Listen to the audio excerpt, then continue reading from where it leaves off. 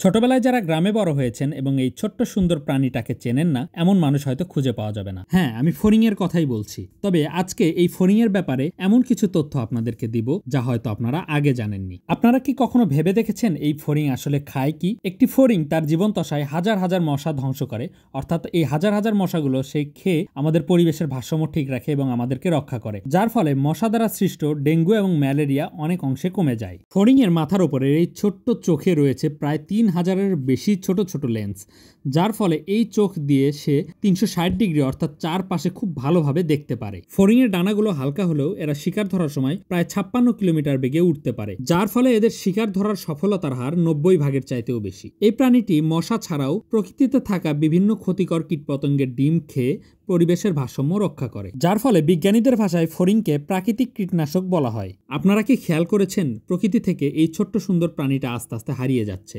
তাই অবশ্যই ছোট্ট বাচ্চাদের বোঝাতে হবে এই ছোট্ট সুন্দর প্রাণীটাকে যাতে না ধরে বা না মেরে ফেলে, এবং এদেরকে রক্ষা করার মাধ্যমে যাতে পরিবেশের ভারসাম্য রক্ষা করা যায়।